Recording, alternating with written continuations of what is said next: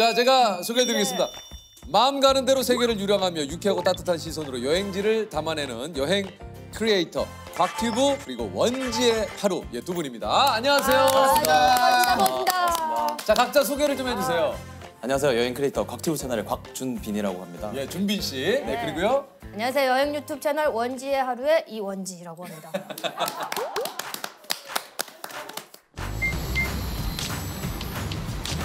Ya Pak Bro. Если там нужно, лучше вас тогда. Там вода. Включай это. Да, все включено. Что? Это вот здесь. Вместе. Не знаю. Сейчас посмотрим. Раз, два, три. I was raised by a whore and a bandit. I got shot on my horse in the canyon. I was 5 when I learned how to gamble. 방구석에서 보면서 항상 이런 데는 어떤 사람들이 갈까 이렇게 생각하던 그런 데란 말이야. If the first hoe don't work, make it bigger. 약간 소심해서 아무나 못 물어보거든요. 약간 눈이 마주쳐서 웃어주면 물어봐야 되거든요. 아니 무슨 옷을 여기다 넣어놓으셨어?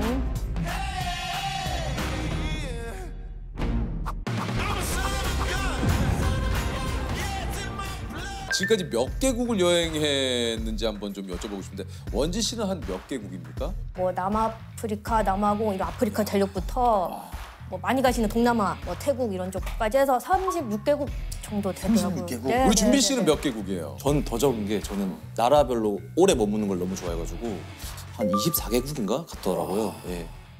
요거 이제 2022년에 수리남이라는 그 드라마 자체가 너무 새롭게 느껴지고 5화 끝나자마자 바로 이제 결제를 해서 이제 그냥 무턱대고 간 거예요. 우리나라에서 그 수리남을 가려면 어떻게 해야 돼요?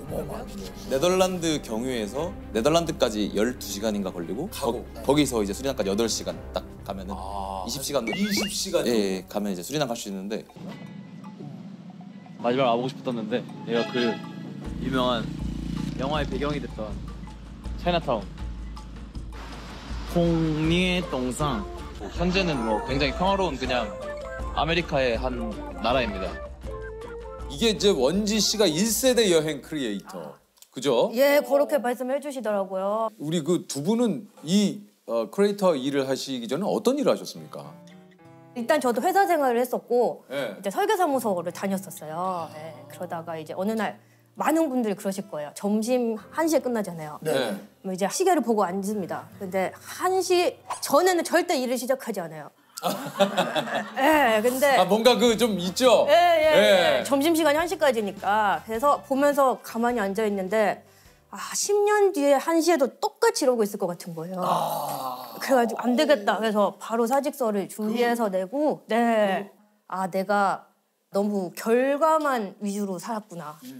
이 과정을 한번 즐겨보자. 그래서 유튜브에 영상으로 한번 과정을 남겨보는 게 어떨까 이러면서 그래서 시작을 하겠어요. 일상을 그래서 원지 하루라고 해가지고 하루하루를 영상으로 그래서 그 하루를 한번 담아본 거고. 네, 그게 이제 한 8년 차 계속 담고 있습니다. 예. 우리 준빈 씨는 또 어디서 근무를 하셨습니까? 저는 원래는 이제 러시아어를 전공해가지고 그 주 아제르바이잔이라는 나라의 대한민국 대사관에 그 실무관이라고 하고 이제 행정직인데 이제 그걸로 대사관에 또 일을 하셨구나. 네, 그걸로 이제 근무를 하면서 그때 우연치 않게 다른 여행 유튜버 분이 그때 여행을 오셨는데 그 마니보틀이라는 여행 유튜버가 여행을 왔는데 거기서 제가 만나가지고 가이드를 해줬는데 곽튜브라는 분입니다. 이 기름으로 뜯고 나면 몸에 있는 박테리아나 이런 미생물들이 다 사라진대요. 발이 초콜릿 묻은 것 같아. 나도 이런 재능이 있는데 저 사람만큼 할 수 있을 것 같은데 라고 생각하고 그때 수입을 알려줬는데 수입도 저보다 많았어요. 그러니까 저 사람은 세계여행 다니면서 놀면서 하는데 저는 당시 27살, 6살에도 연봉이 또래보다 많았거든요. 근데도 나보다 많이 버는 거 보고 이제 점점 이제 일하면서 계속 이 머리는 이미 그쪽으로 가 있고. 회사 다닐 때와 지금 이제 크리에이터로 활동하실 때 수입 좀 비교를 하자면 좀 어떻습니까? 준빈 씨 어떠세요? 제일 잘 벌 때 기준으로는 한 달 기준으로 하면은 직장인 때 연봉 한 번 번 적이 있었고 그러니까 대사관 다니던 시절에 연봉 한 달에? 유튜브 하면서 한 달에 번 적이 있었고 야, 대사관 다니던 시절에 연봉을 한 달에. 네, 한 번 있고요. 그렇게. 계속 있는 건 아니지만. 네, 그죠. 이게 조회수 급락이 너무 심하다 보니까. 맞아요. 원지 씨는 저도 유튜브 한 지 오래됐잖아요. 이제 번지 시작할 때 비슷하게 이제 연봉이 한 달에 이렇게 꽂힌 적이 있고 전체적으로는 이제 먹고 싶은 거. 제가 먹고 싶은 거 안 아끼는 스타일인데 이제 메뉴판의 가격을 보지 않는다. 이거 정말 멋있는, 나 스스로 약간 멋있을 때 있거든요. 아니 우리 준비 씨는 여행 갈 때 꼭 챙겨가는 게 있습니까? 그 마지막 세계 여행을 이제 2020년에 끝나고 올 때 머리가 다 빠진 거예요, 진짜. 아 진짜? 여기가 아예 지금은 제가 한국 와서 치료를 많이 받아가지고 정말 좋아진 건데 카자흐스탄에서 탈모가 시작돼가지고 거기서부터 이제 카자흐스탄 약국 돌아다니면서 탈모약을 구하러 다녔었어요. 그러니까 생각보다 해외 나가면 남자분들 중에 거기서부터 탈모 시작된 분들이 많아요. 왜 그러지? 물이 안 맞아. 물이 좀 바뀌거나. 이게 저 장기 여행 6개월 했다 보니까 3개월 차부터 빠지기 시작하고. 그러니까 그럴 수 있겠다. 그래서 그 이후에는 항상 여행 갈 때 탈모약을 꼭 챙깁니다. 다른 것보다. 네. 좀 이렇게 오랫동안 마음에 남아 있는 여행지가 좀 있을까요? 러시아의 그 북극 지역이 있는데 거기서 낚시를 하다가 우연히 이제 거기서 일하시는 우즈베키스탄 외국인 노동자랑 정말 우연히 만나가지고 거기서 친구가 돼가지고. Удочка какой? Удочка. Вот такой надо. Вот такой маленький надо, маленький. Тебе большой. Нет, я этому говорит, вот этому. Живете здесь? Мурманске? Он все работает. Узбекистан, знаешь, небогатая страна, все люди здесь работают. 친구가 돼서 이렇게 같이 여행하고 그분 집에 같이 자는데 저는 놀랬던 게 그때 당시에 그분이 돈이 너무 없어가지고 집에 그 러시아에서도 이제 화장실도 없는 되게 단칸방에 살면서 월급 20몇만 원 받으시면서 러시아에서 중노동하고 계신 분이었는데도 저한테 돈을 계속 쓰지 말라고 그러고 밥 해주고 술 사주고 막 그러려고. 대접을 계속 해주셨고. 네. Не, я ресторан угощаю. Сегодня я хочу просто угощать, потому что сегодня очень благодарю. Хорошее мясо. Я тебе угощать надо. А в Узбекистане? 400. $400. Карта можно платить? Карта готовит. 잘 어울리네. 그래서 랄까? Это смотрите, запомните меня. Когда я видел, я сразу... хорошо. 두 분은 좀 언제 해외 여행에 대한 이런 꿈을 좀 가지시게 됐는지. 원지 씨는 좀 언제? 저는 이제 학창 시절까지 거슬러 가는데 저희가 이제 아버지의 사업 실패로 제가 고등학교 때 집에 딱지들이 붙더라고요. 제가 놀랬던 게 이런 집에도 딱지가 붙는구나. 왜냐면 엄청난 부잣집에만 붙는 줄 알았거든요. 아무튼 그래가지고 갑자기 이제 판잣집 단칸방으로 이사를 가게 됐어요. 하루아침에. 그래서 갔는데 이제 거기가 어떤 집이었냐면 9시에 단수가 되고 공용 화장실을 쓰는데 이제 겨울에는 물이 탱크가 오니까 이제 독서실 같은 데서 화장실 해결하고 그때 이제 이 좁은 공간에서 제가 다큐멘터리를 좋아했거든요. 세렝게티 이런 거. 예, 그런 걸 보면서 이런 너른 초원 같은 곳에 나도 한번 가보고 싶다. 들어가면 이제 약간 복도처럼 되어 있고 어두운 약간 항상 물이 축축해서서 발에 물이 차박 항상 이런 기억이 있어요. 아무튼 거기에 이제 집들이 이제 한 칸씩 딱 있는데 다락방이다 보니까 이제 아빠는 이제 따로 사시고 그리고 이혼도 하셨고 여러모로 하는데 이제 여자 3명 두면 거의 딱 맞는 그 정도 정말 조그만한 방이었어요. 네. 이 최소한의 인간에 필요한 공간이 없는 거죠. 책상 하나 없고 그런 결핍이 약간 여행으로 이렇게 뭔가 로망이 생기지 않았나. 네. 이게 이제 또 진짜 대학을 휴학하고 1년 동안 알바를 90일간 한 6달 가까이 했었어요. 6달 가까이 해서 그걸로. 백화점 구두 매장에서 이제 일을 했었는데 보면 이제 발 사이즈를 이제 보면 제가 사이즈를 이제 많이 보다 보니까 대충 알아요. 그러면 이제 240이시죠? 이러면은 그분이 신뢰감을 확 갔죠. 네. 이분 베테랑이구나. 어떻게 하셨어요? 내 발을 좀 맡겨도 되겠다. 예, 그런 기술, 짜잘한 기술들 많이 배워가지고 그때는 이제 1,000원, 2,000원도 너무 아껴야 되니까 5개월 동안 쓴 거는 거의 버스비, 차비 정도밖에 없었어요. 하루에 이제 주먹밥 싸다니면서 밥값 아끼려고. 우리 준빈 씨는 어떻습니까? 저는 해외 여행보다는 해외에 대한 꿈을 가졌던 게 초등학교, 중학교, 고등학교를 다 이제 학교 폭력은 아닌데 폭력 비슷한 거긴 한데 제가 계속 애들한테 계속 항상 맞고 살아가지고 고등학교 1학년 때 제가 자퇴를 했거든요. 자퇴하고 나서 집에서 방에 한 1년에 한 2-3번 나가나? 뭐 그런 진짜? 집에 딱 처박혀가지고 아무것도 안 하고 저는 그때 축구만 봤거든요. 해외 축구. 게임하고 해외 축구 뭐 해요. 그러다 보니까 이제 해외 축구 보니까 아 나도 이제 해외 나가서 그냥 사람들이 없는 데서 좀 한국인이 없는 데서 지내고 싶다라고 처음 해외여행을 시작했던 것 같아요. 그러니까 그런 생각을 했던 것 같아요. 실행하는 건 되게 오래 걸렸는데 저는 몰랐어요. 시작하는데 그 마음을 가지는 게 오래 걸렸어요. 사실 이런 얘기를 꺼낸다는 게 이게 저 쉽지 쉬운 않네. 일은 아닐 텐데.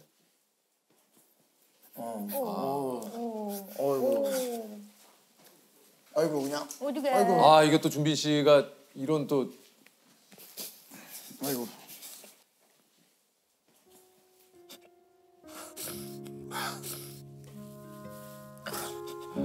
너무 뭐 늘 얘기 드립니다만 너무 화가 납니다. 예, 정말 이 진짜 학교 폭력 지금도 이 어느 곳에선가 이런 게 누군가를 이 괴롭히고 예, 못 살게 구는 진짜 이런 일이 좀 진짜 없었으면 좋겠는데 아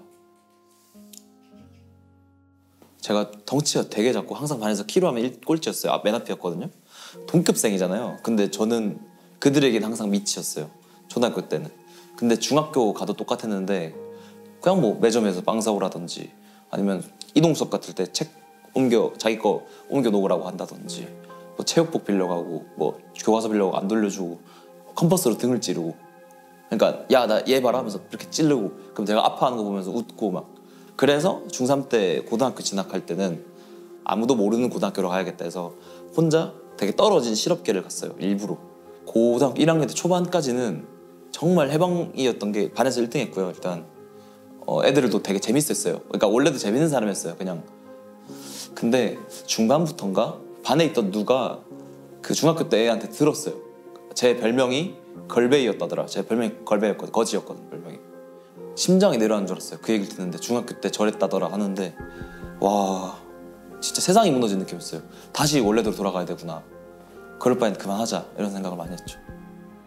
아 정말 이게 또 저기 진짜. 준빈 씨가 또 그런 일이 예. 얘기하고 싶은 거는 그러니까 되게 힘든 시기를 한 오래 겪었는데 고등학교 1학년 때 그걸 부모님도 모르세요. 그 몰랐었어요 그때는. 근데 그 자퇴한다고 하니까 당연히 반대하죠. 집에서 어느 가족이 그 자퇴한다고 하는 걸 꼭 자퇴해? 이렇게 하는 사람 없거든요. 그러면 엄마도 네가 자퇴를 왜 하냐. 고등학교 때 추억은 절대 못 만든다. 그냥 전 추억이 원래 없었거든요. 그때부터 학창 시절부터. 그래가지고 그때 가출을 했어요. 자퇴 안 시켜주니까. 그때는 부산에서 거제도까지 이제 가는 다리가 없어가지고 배 타고 이제 거제도까지 가서 그때 배추밭에서 막 자고 이러니까 아 이게 현실이구나. 진짜 사회는 무섭구나 하면서 한 4일하고 집에 전화해가지고 엄마한테 아 사실 거제도에 있다 이러니까 한 밤 9시인가 전화했는데 통영 이렇게 해서 부산에서 통영까지 돌아오는 길밖에 없었는데 새벽 4시쯤에 오셨더라고요. 엄마랑 아버지랑 둘 다. 그래서 차를 타는데 한마디도 안 하시더라고. 집까지 갈 때까지. 가는데 너무 죄송하기도 한데 근데 그냥 인생이 무너졌고 저도 그래서 서로 아무 말도 안 하고 한 일주일 정도는 그냥 집에만 있었어요. 근데 그렇게 하다 보니까 진짜 dengu피증 심해지고 어머니한테 그래서 말을 했죠. 사실은 초등학교 6학년 때부터 맞았다 애들한테. 그래서 그만하고 싶다 얘기하니까 바로 그냥 학교 가서 자퇴.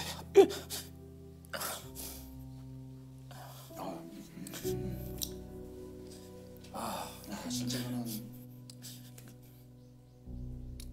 엄마가 미안해하더라고.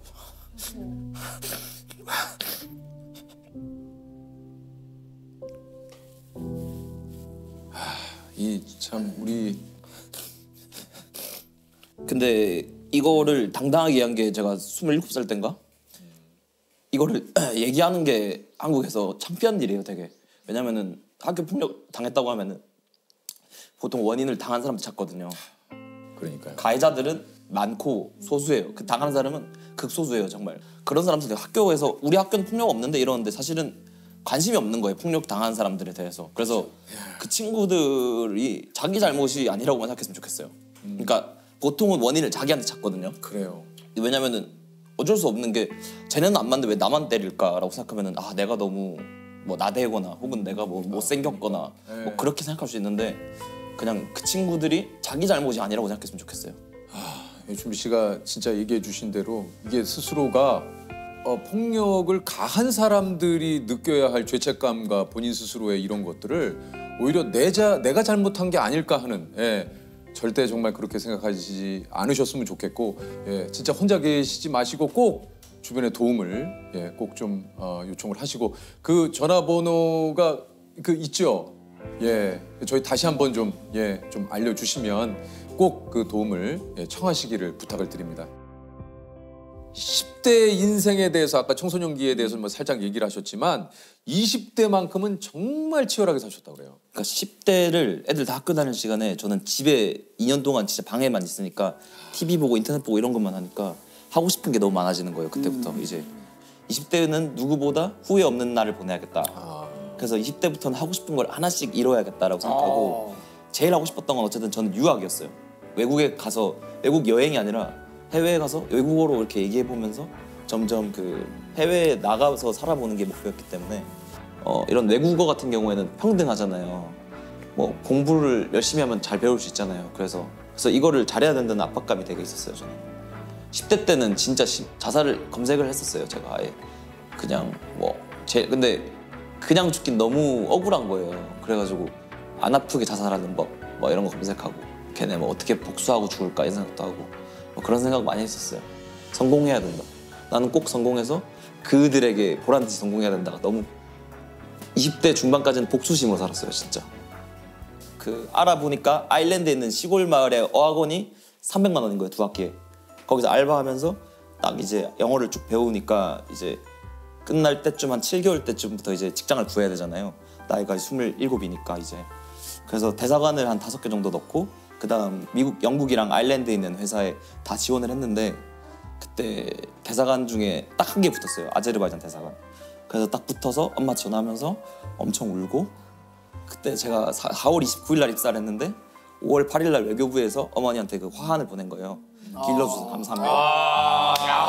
야 아제르바이잔 대사관 참 또 이게 따스하네요. 그래서 어머니가 되게 우셨다고 그 이모한테 전해 들었어요. 야 이게 부모님한테 얘 진짜 대사관 관계자 여러분 얘 진짜 따뜻합니다. 감사합니다. 야 몰라서. 이게 저 푸른나무 재단은 좀 어떤 곳인지 좀 얘기를 해주시죠. 원래 청소년 폭력 예방 재단의 이름을 폭력을 빼고 그냥 푸른나무 재단으로 해서 더 활동 범위를 더 넓고 문화적인 활동으로 바꾸기로. 지금 내 얼굴을 합성을 해서 사안 처리 절차 먼저 안내드릴 수 있을 것 같아요.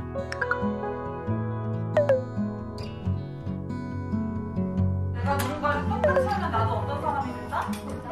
나도 똑같은 사람이 돼요.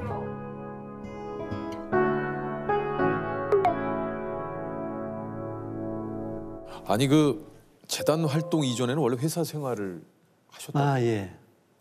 원래 회사에서 열심히 일하는 보통 샐러리맨이었습니다. 보니까 대학 졸업하자마자 취업하셔가지고 삼성그룹 비서실에서 일을 하시고 삼성전자 홍콩 법인장을 하셨어요? 삼성전자 입사했다가 비서실 가서 여러 가지 또 일을 했고 중국이 우리가 92년도에 국교가 소개됐어요. 그렇죠. 85년도에 홍콩에 둥지를 틀고 중국에 엄청난 물건을 많이 팔았습니다. 우리 경제 발전에 많은 기여를 했죠, 우리가. 큰 시장의 이런 중책을 맡으신 거는 그만큼 이 사실 회사에서 엄청나게 큰 신망을 좀 받았다는 얘기인 것 같은데 이 홍콩 법인장이 입사 10년 만에 되셨다면 이게 굉장히 빠른 진급 아닙니까? 그렇게 유능하고 훌륭한 사람은 아니지만. 그러니까 10년 만에 이렇게 홍콩 법인장이 되시죠. 나름 열심히 하는 스타일이 제가 밤낮을 가리지 않고 주어진 책임은 끝까지 완수를 하는 그런 스타일이었고. 근데 이렇게 20년 넘게 회사 생활을 하시다가 갑자기 회사를 그만두고 재단을 만들게 된 이유가 있으시다고요? 네, 그런 1995년, 그러니까 27년 전에 제가 사랑하는 아들이 있었는데 아들이 16살 때, 고1 때 학교 폭력으로 자기 삶을 스스로 마감했어요. 아드님께서요? 너무 엄청난 일이 있어서 그 뒤로 모든 직장을 벗고 나와서 이 학교 폭력 예방 활동에 뛰어들게 됐죠. 그런 계기가 있었습니다. 아들의 뭐 죽음을 이렇게 얘기한다는 게 자랑도 아니고 얼마나 그 가슴 아픈 부모로서 힘든 일인데, 그리고 뭐 교통사고나 병으로 잃는 게 아니라 스스로 아파트에서 투신을 해서 또 죽은 게 아니라 5층에서 뛰어내려서 어떻게 살았어요. 자동차가 떨어져서 다시 걸어가지고 아파트 앞쪽으로 다시 걸어 올라와서 다시 몸을 투신해서 그 스스로 16살 그 아이가 죽었을 때 그 부모의 심정은 이루 형언할 수가 없는 거예요. 저는 평생 그 아들을 가슴에 이렇게 대못을 박듯이 묻고 살게 된 계기가 됐죠, 그게. 어린 학생들을 학교에 보내기가 두렵고 또 혼자 거리에 내보내기가 불안해진 우리 사회. 여기에다가 이젠 학생 폭력 행위까지 그 심각성을 정작 더해가고 학생들은 있습니다. 실제 학교 폭력은 그보다 학대 폭력은 더하다고 말합니다. 무관심과 무대책 속에 방치돼 있습니다.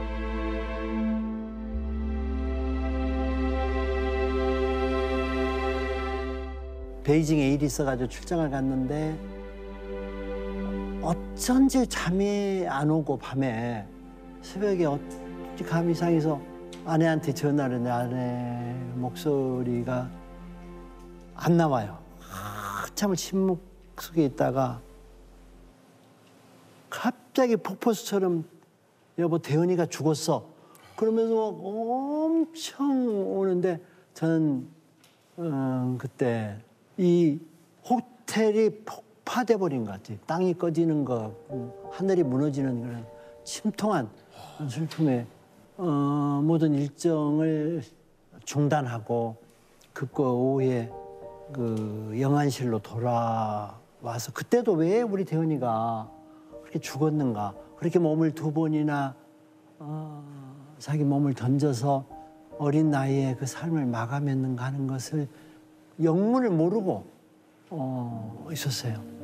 근데 그러기 너무 원통하고 한심하고 내 스스로 그 죄책감, 회한, 아들을 돌보지 못하고 너무나 회사 일에만 몰입했구나 하는 그런 자책감 이런 것 때문에 아무것도 할 수가 없었어요. 이 참 그 이모 감히 저희가 상상할 수도 없을 것 같습니다. 그 심정을. 예. 지나고 보니까 그런 것 같아요. 지나고 보니까 그 출장 기내도 그날 6월 6일이었어요. 95년도 6월 6일 현충일 날 또 출장 가요. 뭘 놓고 왔어요. 그래서 그 5층에 불러서 대현아 아빠 뭐 좀 갖다 줄래? 그런데 대현이가 그걸 갖고 왔는데 얼굴이 굉장히 어두웠어요. 야 힘내. 그렇게 하고 저는 차를 타고 공항으로 나갔고 나중에 돌이켜 그걸 짚어보니까 우리 대은이가 죽음을 준비하고 있었던 게 아닌가. 그래서 그날 그 밤에도 6월 8일 날 대은이가 투신을 했는데 6월 8일 날 낮에는 자기 엄마가 슈퍼를 보는데 슈퍼를 찾아와서 엄마가 물건 산 것을 이렇게 조용히 들어서 집에다가 그 물건을 놔주고 인사를 하고 나갔는데 그게 엄마에 대한 마지막 자기 나름의 효도가 아니었던가. 그래서 자기 나름대로 스스로 자기 삶을 이렇게 정리했고 모든 신변을 깨끗이 정리했더라고요. 죽은 다음에 보니까 모든 물건들이 정리되고 일기장도 정리되고 노트 이런 게 정리가 돼서 더 어머니로서 아버지로서 진짜 비통한 그 마음, 무엇이 우리 아들을 죽음으로 이르게 했던가라는 그 통안의 슬픔이 깔려 있었죠. 그 전까지는 아드님이 뭐 어떤 상담을 요청했다거나 그런 일은 없었습니까? 아 있었어요. 있었는데 학교 폭력을 당했다는 것에 대해서는 구체적으로 그 핵심을 몰랐고 옷이 구겨져 오고 흙 찢어져 오고 흙을 묻혀 오고 안경이 부러져 오고 얼마나 상처를 받고 와서 태연아 도대체 왜 얘가 덩치가 커요. 태연이의 팬클럽이 있었어요. 5개나 있었는데 학교에서 반장도 하고. 네. 근데 그 상급생들로부터 많이 맞았던 것 같은데 그 얘기를 하지 않고 6개월을 지나다가 깡패들한테 걸려서 맞았다. 넘어져서 다쳤다. 이런 핑계만 대서 제가 파출소 가가지고 내 항의를 한 적이 있어요. 대한민국 치안이 어떻게 돼서 우리 이렇게 아들을 자꾸 맞고 다치고 오느냐. 태연이는 그게 아니고 그 밤에 삐삐가 오면 풀려나가서 뭐 놀이터에 가서 또 노래방 가서 그렇게 많이 힘든 시간이 계속 반복돼 왔던 것 같아요. 그러니까 입학에서부터 몇 달이 이렇게 지속된 거죠. 그러면 학교 폭력이 있다는 것을 나중에 아시게 된 거군요.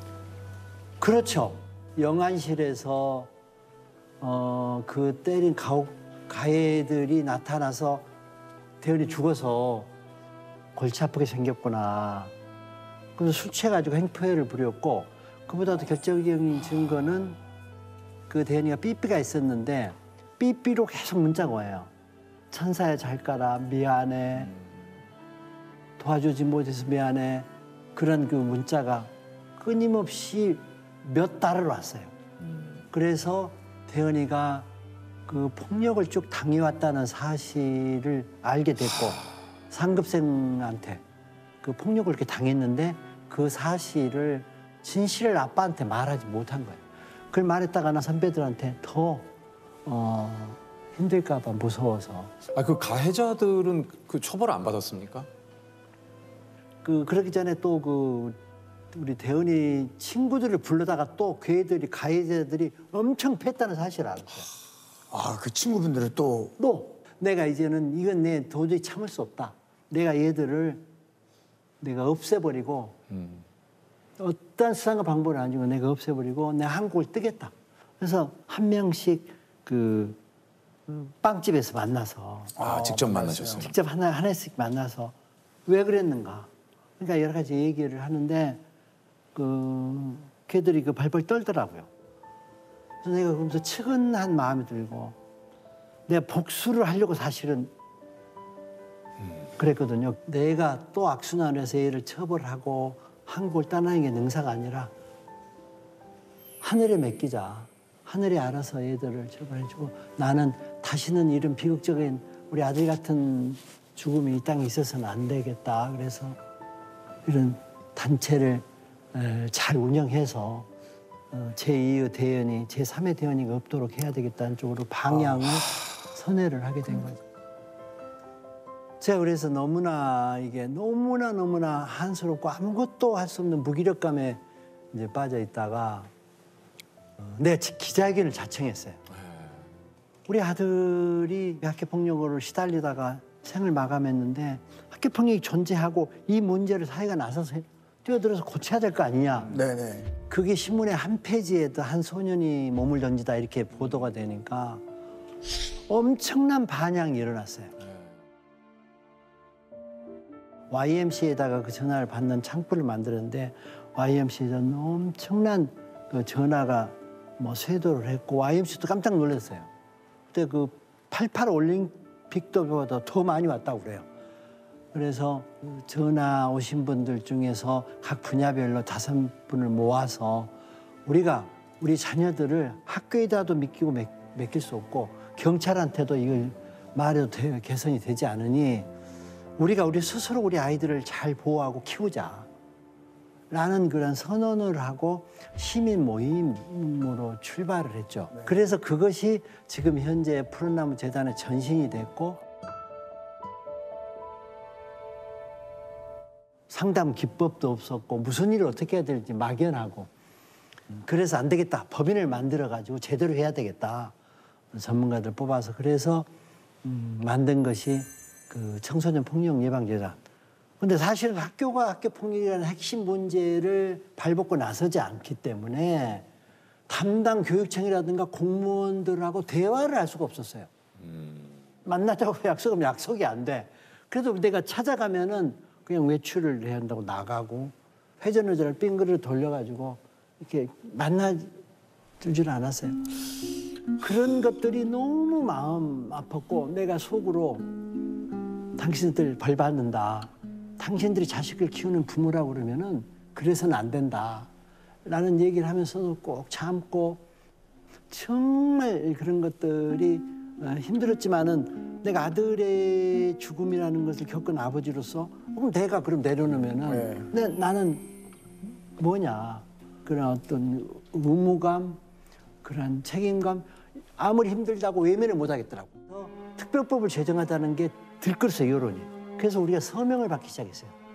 그래서 서울역 앞, 시청 앞, 서울대학교 거리 47만 명을 받아가지고 국회에 법을 제정해달라는 청원을 하니까 10개월 후에 드디어 법이 제정됐어요. 관련 법률이 제정이 됐군요. 예, 그 법이 지금 작동되고 있는 학교 폭력 예방 및 대책에 관한 법률이에요. 그게 2004년에 제정됐어요. 야, 이것을 그 오랜 동안 그 노력을 하셔서 2004년에 이 법률이 드디어 이제 제정이 됐군요.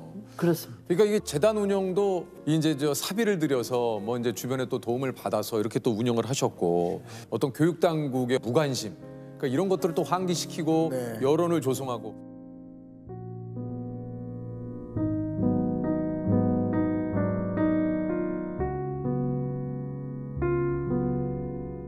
야, 이게 참 그 말이 27년이지 27년 동안 정말 많은 일들이 좀 있으셨고 얼마나 또 외롭고 힘드셨는지 이게 저 얘기를 들으면서 좀 느껴집니다.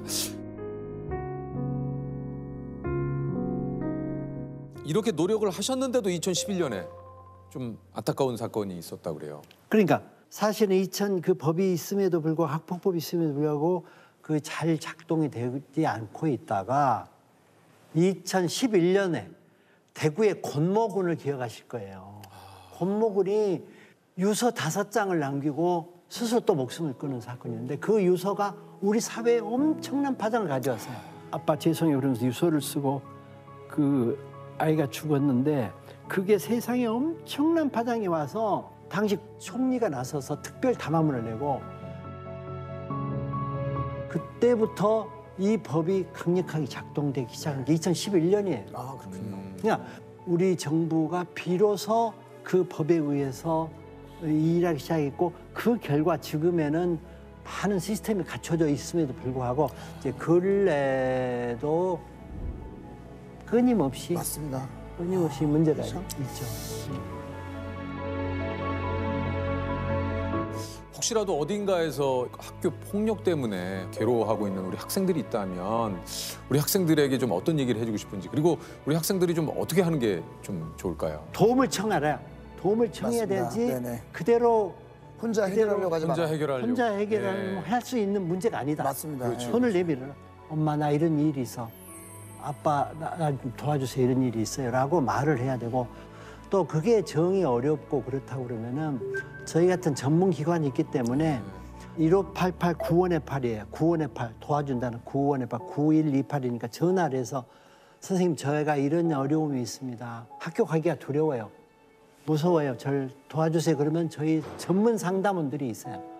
저 진짜 지금 얘기하신 대로 절대 혼자 해결하려고 하지 마시고 꼭 주변에 도움을 구하시기를 얘기를 드리고 싶습니다.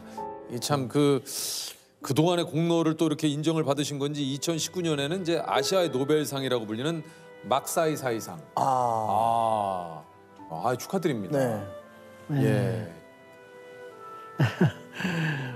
그래 좀 뜻밖의 그런 큰 상을 받고 뭐 훈장도 받고 뭐 인수상도 받고 했지만 그게 중요한 게 아니고 누군가 이런 걸 지켜보고 묵묵하니 우리를 응원하는 사람이 이 세상에 있구나. 그래서 그 막사이상 통보를 받고 나서 혼자 그 뒷산을 쭉 걸으니까 눈물이 나더라고요.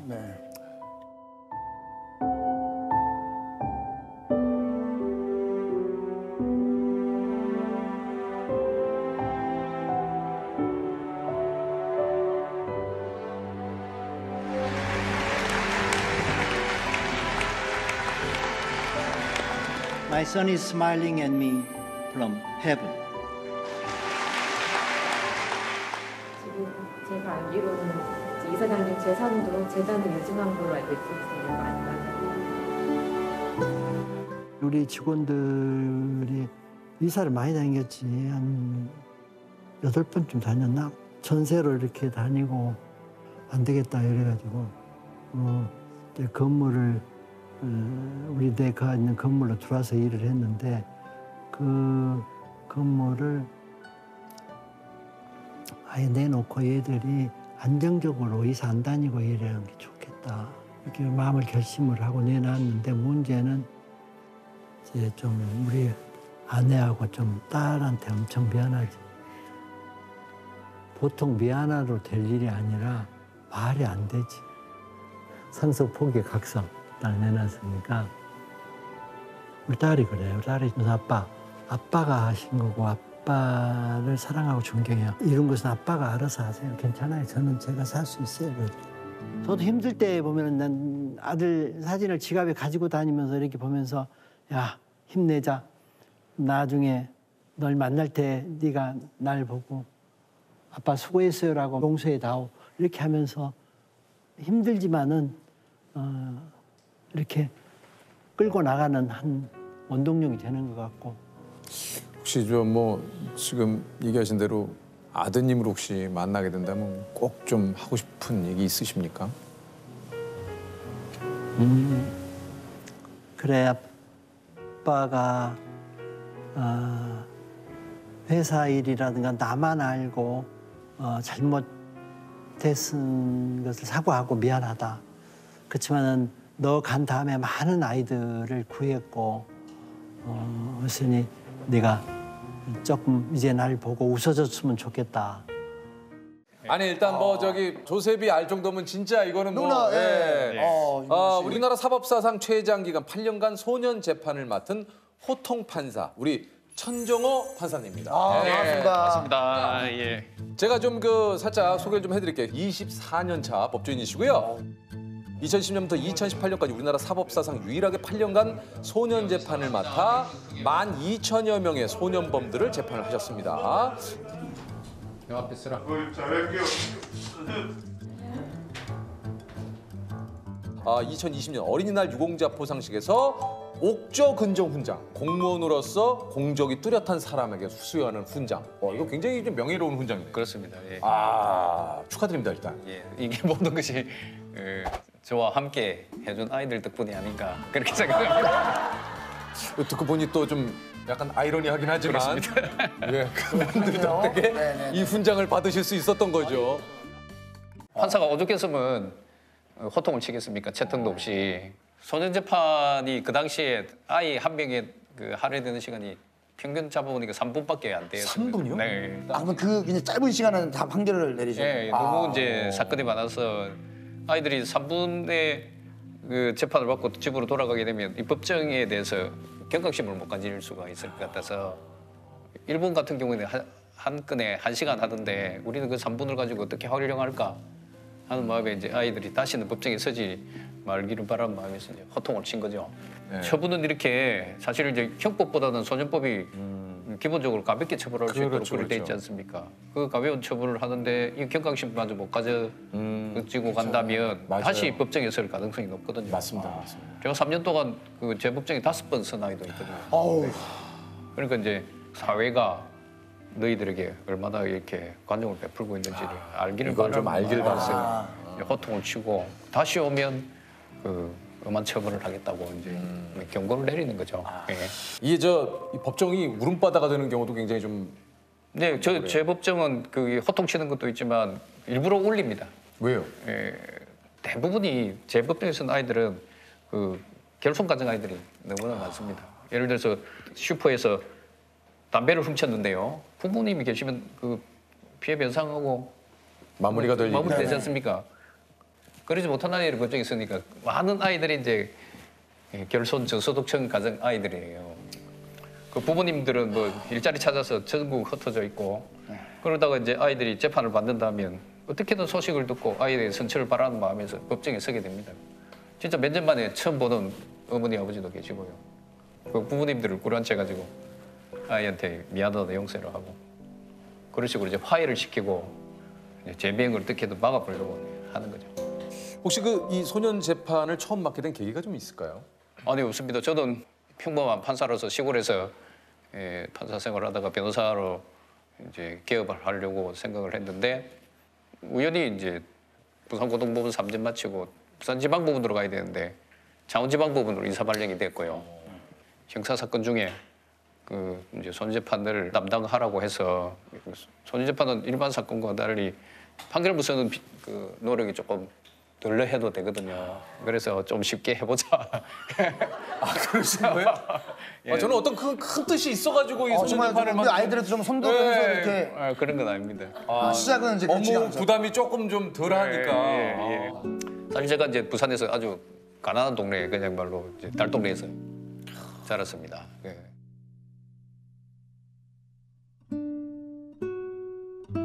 중학교 친구 한 명이 그 친구는 우연히 이제 잘못된 길을 가가지고 부산의 유명한 조폭에 가담했다가 지금 무기징역수로 목포교도소에서 친구분이요? 예, 25년째 지금 복역하고 있고 저도 판사 생활 24년째 하고 있고 그리고 제 주위에는 이제 그런 친구들이 참 많았습니다. 어렵고 아 이게 친한 친구였는데 한 분은 지금 복역을 네. 하고 계시고 한 분은 지금 판사님이 되신 겁니까? 그래서 이제 소년재판을 담당하고 나서 보니까 이제 그런 친구들, 동생들, 형들이 생각나서 좀 더 열심히 해야 되겠다 해서 이제 2년간 열심히 했습니다.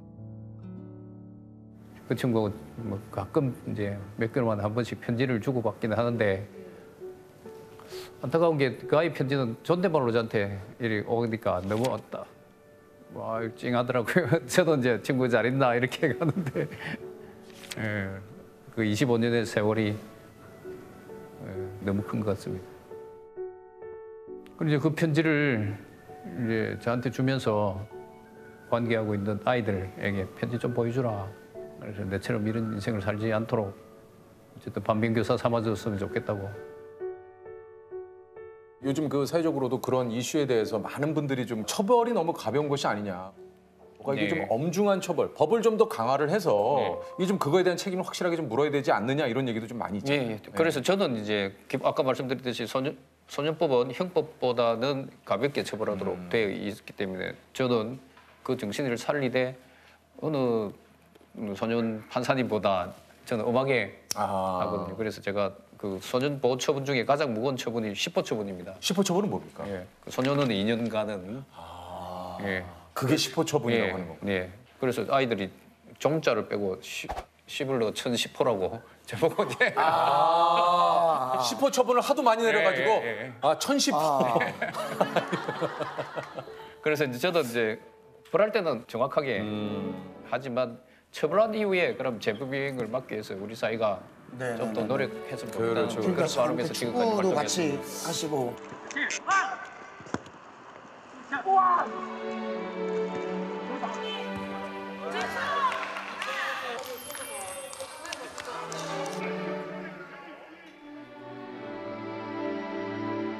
피해자 보호 같은 경우에도 저희들이 법적으로 할 수 있는 한계는 분명히 있는데 부산여중 폭행 사건에서 그 피해자가 제가 아직도 교류를 하고 있거든요. 아 그렇습니까? 예. 그러니까 우리가 권한 없지만 우연히 그 아이하고 소통이 돼가지고 장학금을 모아서 아이한테 주고 그래서 이제 중학교 졸업도 제가 할 때까지 지켜보고 법이 없다 하더라도 우리가 좀 더 피해자들을 우리 사회 전부가 좀 안아주시면 맞습니다. 피해자 문제도 해결될 수 있지 않을까 맞습니다. 그런 생각입니다. 혹시 좀 8년간의 또 이 시절을 돌아보면 가장 기억에 남는 사건이 또 많이 있을 것 같아요. 어떤 사건이 좀 기억에 남으시나요? 여학생들이 그 비행을 저지르게 되는 게 대부분이 이제 가출을 하게 되면 이제 또 원조 교제를 통한 성매매를 하거든요. 성매매를 하면 아이들이 잘 이렇게 자기 자신을 돌보지 못하기 때문에 임신을 하는 경우도 있습니다. 현재 우리 그 소년원 그 최대상 그 임신한 아이들을 보살필 수 있는 여력이 부족하거든요. 그래서 이제 임신하게 되면 소년원에 보내야 될 그 비행 내용임에도 불구하고 이제 집으로 돌려 보내는 경우가 많습니다. 근데 이 아이가 이제 가출해서 남자친구들 2명 또 여자친구 1명은 총 4명이 이렇게 이제 짝을 지어서 가출해서 이제 많은 비행을 저질렀습니다. 그리고 제 법정에 서게 됐고요. 제 친구에 대해서는 소년 2년 처분을 내렸습니다. 10호 처분을 내렸고요. 10호 처분을 내리셨고. 예. 이 아이도 10호 처분을 받아야 되는데 판사님 제가 임신했으니까 예, 지금 이게 임신한 이유가 그 원조교제에 나갔다가 강제로 성폭행 당하고 그래서 임신한 거니까 낙태 조건이 되니까 낙태해야 된다고 집으로 돌려보내달라는 겁니다. 그래서 제가 이제 이 사실을 알아봐야 될 거 아닙니까? 네. 알아보니까 그게 거짓말이고 같이 이제 가출했던 남자친구 사이에 이제 임신한 그 경우였어요. 이 경우에 이제 저는 이제 고민을 해야 됩니다. 왜냐하면 이 10호 처분을 해야 될 나이고 이 아이를 이제 소년원에 보내게 되면 낙태 조건이 안 되기 때문에 그 퇴원시키지 않거든요. 그러면 소년원에서 이제 출산을 해야 되거든요. 네. 근데 집으로 돌려보내면 이 고귀한 생명이 이제 희생되는 상황입니다. 그 두 상황에서 이제 소년을 보내게 되면 아이가 미혼모로서 고등학교 1학년 여학생이 이제 출산해야 되고 그렇지 않으면 이제 낙태를 하는 상황입니다. 그래서 여러분이 어떻게 재판을 해야 될지 저 한 달 동안 이 사건 때문에 고민하고 잠도 못 자고 그렇게 했습니다. 그래서 제가 저는 뭐 개인보다는 법관이란 직위가 있기 때문에 근데 먼저 선택을 했죠. 그래서 아이를 소년을 보냈고요. 소년을 보내서 이제 임신 9개월 좀 돼서 이제 소년에서 연락이 왔어요. 판사님 이제 이 아이가 이제 더 이상 낙태할 수 없으니까 집에 가서 출산할 수 있도록 해달라는 겁니다. 그러니까 이제 산딸이 다 된 아이를 만났는데 너무 미안하고 그래서 이제 그 전날 이제 배내적을 하나 준비해가지고 아이한테 주면서 미안하다 이제 그렇게 하고 그 당시에 이제 법정에서 많은 분들이 계신데요. 그 많은 분들이 울었습니다. 그 아이 때문에 울었고. 그 다음날 제가 그 아버지한테도 너무 미안해가지고 개인적으로 오더라도 뭐 저한테 화풀이라도 하시라는 김에 이제 법원 근처에 오시라 해가지고 아유 고깃집에서 식사 대접을 했는데 아유 그분이 너무 양반이시라서 아무 소리도 못 하시고 아이한테 뭐 고기 쌈 싸가지고 입에 넣어주기만 해가지고 제가 너무 죄송하고 그랬습니다. 네, 그 사건이 제 평생에서 가장 이제 기억에 남을 겁니다. 왜냐하면 그 아이는 그 미혼모 시설에서 출산을 해서 입양이 됐고요. 평생 이제 그 비행소녀 재판받은 소녀는 이제 입양한 아이들 기억할 것이고 또 입양한 아이는 또 어머니가 누군지 아버지가 누군지 궁금해할 건데 그런 인연을 제가 만들었다는 게 저로서 가슴이 아픕니다. 그러면 저 판사님 많은 청소년들이 또 지금 이 프로그램을 볼 수도 있는데 좀 한마디만 좀 해주시면 안 되겠습니까? 진짜 이게 지금 뭔가 유혹거리가 오면 미래에 내가 어디에 위치해 있을까를 되돌이키시면 좋겠습니다. 근데 저 이런 말씀 드리면 좀 그럴 수도 있겠지만 굉장히 좀 외모가 귀여우신 것 같다라는 생각이 들거든요. 그래 저도 그런 말씀을 자주 들어요. 그래서 왜냐면 귀엽다는 얘기 좀 많이 들으세요? 아니 그게 아니고 당신이 그렇게 고생했다고 하는데 얼굴 보니까 고상한 표정이 하나도 안 든다 그래. 뭐 사실 그렇게 막 음악이 잘한 것 같지는 않다 그래. 아니 그 이제 상당히 좀 집안 환경이 열악하셨다고 했는데 이게 어느 정도로 조금 이렇게 이게 공부하기 좀 굉장히 좀 힘든 여건이죠. 뭐 저희 집에는 형제가 그 7형제고 부모님하고 9인데요. 그 중학교 시절에는 단칸방에서 9 식구가 살았거든요. 예. 고등학교 때는 뭐 수학여행비가 없어서 수학여행도 못 갈 정도였으니까. 그래서 이제 그 학교에 갔다 오면 저는 그 숙제부터 하고 저녁 먹고 잡니다. 왜냐면 가족들이 많아서 공부를 못 하니까요. 그래서 이제 가족들이 다 주무시는 새벽 1~2시에 일어나서 이제 딱 요거만 상 피워놓고 밤새면서 공부하고 이제 그렇게 이제 저는 살아왔습니다. 아니 근데 저기 졸립지 않아요? 졸립죠. 예. 그렇지만 이제 일찍 와서 정리 다 해놓고 일찍 자면 되니까 지금도 그런 습관이 돼서 보통 9시 되면 지침을 합니다. 야 근데 새벽 1시에 일어나가지고 아, 그거 참이 와 누가 시키는 게 아니라 본인이 스스로 어떻게 그거를 이렇게 선택을 어떻게 그걸 견뎌내셨을까요? 가난 속에서 그냥 좌절하기는 그렇고 그냥 조금씩 공부하니까 성적은 오르고 그러다 보니까 뭔가 미래의 꿈이 하나하나 쌓여져 간다 그런 느낌으로 이제 혹시 계속 그 해왔죠. 가족분들은 그렇게 혼자 일어나 새벽 1시에 공부하는 거에 대해서 뭐 얘기하신 게 없으세요? 주위 분들이 저보고 돌부처라고. 왜냐면 그 단칸방에서 부모님 부부 사업 하는데 저는 숙제를 하고 있었거든요. 야 정말 대단하네. 야 부부 사업한테 숙제를 하셨다고? 네, 숙제를 하고 짜야 되니까. 그래가지고 저보고 돌부처라고 하더라고요. 아니 보통 그러면 이제 이렇게 일어나서 공부를 하면 누군가 동생들 중에도 한두 명씩 일어나서 갑자기 생을 하나씩 펴놓고 너네들이 이러면 내가 가만히 있을 수 없다. 라면이라도 끓여서 영향을 부모님이 그죠? 받으니까. 아 이거 라면 끓여볼 라면도 없을 시절인데 어떻게 라면을 끓여요? 그럼 고시는 몇 번 만에 패스하셨어요? 고시는 7번 떨어지고 8번. 정말요? 어유 고시는 진짜 어려. 진짜 말 그대로 78이네요. 78이었죠. 아니 저는 공부를 그렇게 하셨다고 그래갖고 한 1차 만에 합격하실 줄 알았는데. 제가 뭐 그렇게 탁월한 사람이 아니라서. 그 판사가 딱 되셨을 때는 좀 기분이 어떠시던가요? 판사를 됐을 때는 좋았습니다. 예비 판사 제도가 우리 때부터 원래 시행되기로 돼 있었는데 사정이 생겨가지고 그 다음에로 연기되고 판사를 전년도 판사들에 비해 2배 뽑았습니다. 96년도 기준으로 했으면 제가 판사 될 성적이 안 되고 그런 이제 역사적 상황에서 판사가 돼서 너무 감사했죠. 그또 지난 해보다 2배를 뽑았어요. 네. 근데 이 뭔가 법조인의 길에 들어서면 대법관, 대법원장 이런 꿈을 좀 꾸시기도 하지 않습니까? 저는 그렇게 꿈을 꾼 적이 없고요. 솔직히 말씀드리면 우리 칠형제 중에서 저 혼자 대학 나왔거든요.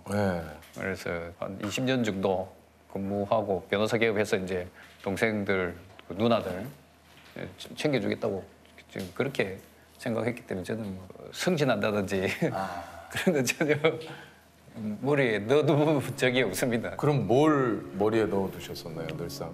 제가 그 판사 생활 24년 동안 저희 형제들한테 부탁한 게 2가지인데요. 하나는 그 사건 청탁하지 마라. 2번째 손 내밀지 마라. 그러면 제가 부정을 할 수밖에 없으니까 대신 판사를 그만두고 변호사 개업하면 그동안 내가 못한 것 좀 챙겨주겠다. 그렇게 했는데 손해재판 함으로 인해 가지고 20년째 그 퇴직할 예정이다. 무산돼가지고 가족들은 뭐 이런 얘기가 어떨지 모르겠지만 가족들은 계속 변호사만 개업하기를 기다리고 계시는 거예요. 그래서 이제 저는 뭐 승진한다든지 높은 곳으로 간다든지 전혀 고려해본 바가 없습니다. 아직도 손해재판은 또 판사들 세계에서도 뭐 특별히 선호하거나 하는 것은 아닙니다. 왜냐하면 한 20년 정도 근무하면 변호사로 나가는 경우가 많습니다. 변호사 활동을 함에 있어서 소년보호처분 경력은 전혀 도움이 안 되거든요. 왜냐하면 이 비행을 저지른 아이들의 가정 형편이 어려워서 변호사 선임을 하는 경우가 1%도 채 안 됩니다. 퇴직했을 때 소년재판 전문 이러면 소위 말해서 이제 영업에 도움이 안 되는 거죠.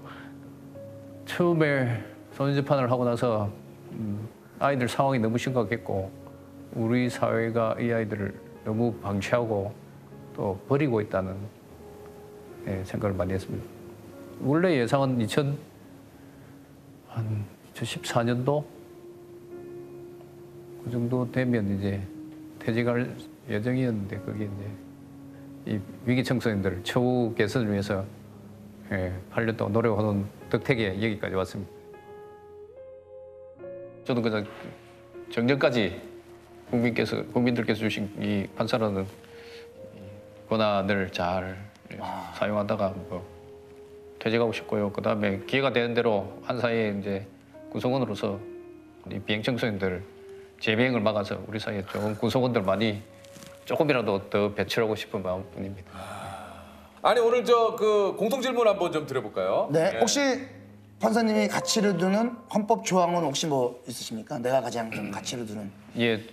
그 10조에 보면 인간으로서 존엄과 가치를 가진다. 그 규정이 있습니다. 그 규정을 가장 좋아. 아까 똑같이 얘기하셨어요. 네, 진짜. 아까 그저 우리 박인환 예, 전 대법관님께서도 그 똑같은 얘기해줬어요. 국가는 결국 이제 인간을 어떻게 정당하게 대우할 것이냐 정의의 문제를 다루기 때문에 그 정당한 대우를 하는 최선의 길은 그 인간의 존엄을 존중하고 그 가치를 우리가 제대로 평가해 주는 데 있지 않을까. 참 그 한 줄에 많은 것이 담겨 있는데. 아니 뭐 끝으로 좀 뭐 하시고 싶은 얘기 없으십니까?